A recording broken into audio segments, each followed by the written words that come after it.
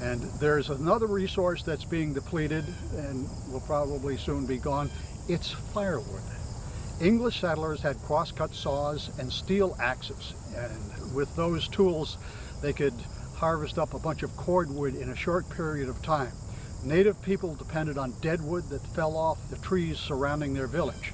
And by the time the garden resources were depleted, the firewood was probably depleted too. And they had a very ingenious way of solving all three of those problems: how to find a new fertile piece of land, how to build new villages, and how to find new firewood. This is the floodplain garden that we talked about during the spring planting, and it again is about just over the hill from our wigwam garden, about 15 feet lower, but truly on the floodplain. And we planted this as an insurance garden, again having to do with the moisture that falls in the form of rain.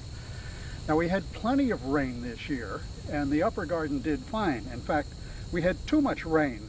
We not only had sky water, but we had soil water from the swamps just adjacent to this garden. So in the early stage, it was too wet. Some of the seed rotted, and we had to replant it. And there's a second factor for the poor growth. The fertility of a garden like this usually depends on the river silt that comes down during spring floods. And last spring's flood was very minuscule. There was hardly any water in this garden. And in the years when we have a 2 or 3 foot high flood and the water is flowing in at a good rate, it brings a great amount of silt, which is very nutritious, and as the floods recede, the silt stays in the garden. And that didn't happen last spring. So we have a poor garden up here, but the one at the upper level did fine. So all we need is one.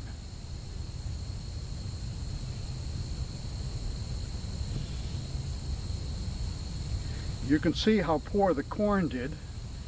This little ear of corn is not going to provide us with much of anything, my guess, probably not even one kernel, because the growing season's nearly over.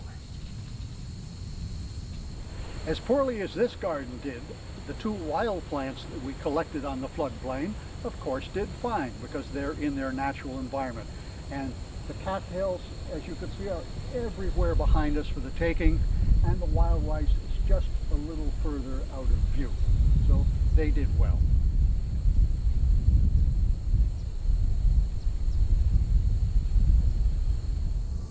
This will be the site for a new garden as well as a new village.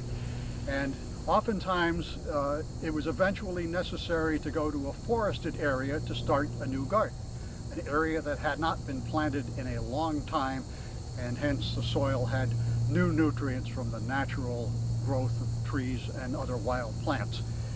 And when the English got here, they would have sawed down trees to develop a farm field, and of course sawn up the trees into boards to build their houses. Native American axes were not up to doing a kind of thing like that. But this stone axe that I have right here was more than capable of cutting through the bark. And this was a very simple thing to do. So we would girdle the tree by making a ring cut down in here like that, all the way around. And then we would make a vertical cut right up the tree like that. And that was a very, very easy job with a stone axe. It wasn't a big project because we're only cutting through bark and not into the big tree itself. And then they would peel back the bark with just a flattened stick like this. There's nothing to it. They would get under that vertical cut and peel back, peel back, peel back around the entire girth of the tree, all the way around on both sides until the entire piece of bark actually broke free. And the product we would end up with, I guess you could describe as a bark shingle, just like this. And of course, you saw quite a few of these forming the walls and the roof of our wigwam in the upper garden. So not only would they girdle the tree to kill it so that the leaves would fall and let in sunlight, but they also took the bark off it. So they did 2 things at once, and you can see that we removed 3 different bark shingles from this particular tree, and then it gets harder to remove them from up high.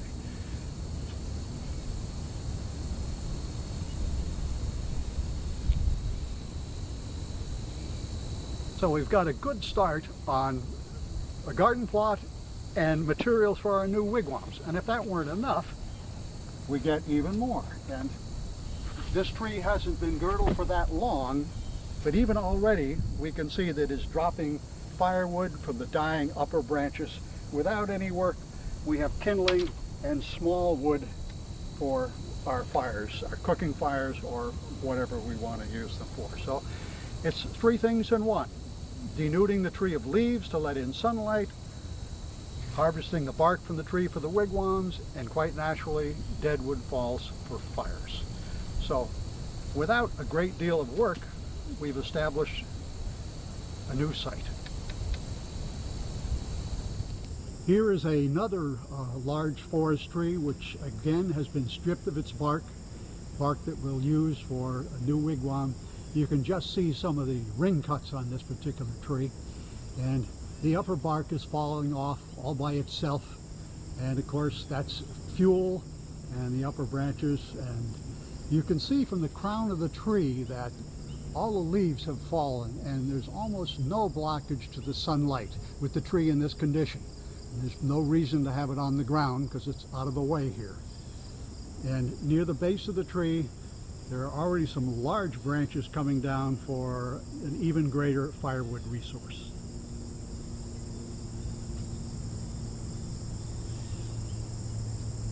At this point, if they deemed it necessary, they could also start a fire in between the denuded forest trees to burn off any brush, smaller plants, and degrade turf or undergrowth of any kind to make the job of hoeing much easier. And everything would have been ready at that point for planting a new garden. So the harvest season is coming to an end, and soon a new season will be upon us. It's the season for the hunt. Just as women managed the garden, the hunt was dominated by men. Long tradition dictated this division of labor between men and women. Each respected the other's realm, and each appreciated the other's contribution to their shared food supply. And just as success in the garden depended upon the women's knowledge of soil and seeds and their labors with a stone hoe, men's success in the hunt depended on quite different tools, of course. The weapon of choice was frequently the stone-tipped arrow. Each hunter made his own arrows, matching the length to his bow arm and its strength to the strength of his own bow.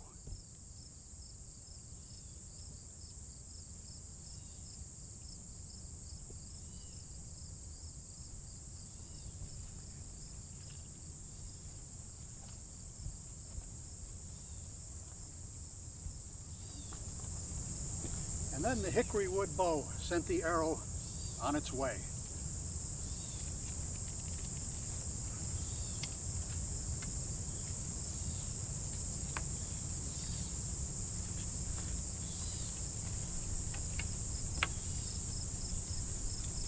Patience and stealth, of course, were important on the hunt, but the ultimate tactic was deception.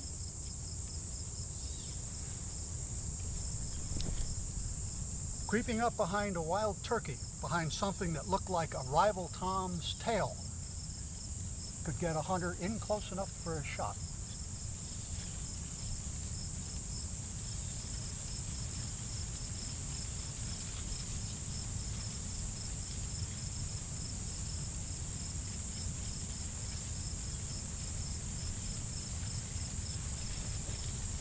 And for deer, looking and moving like your prey would tip the balance toward the hunter.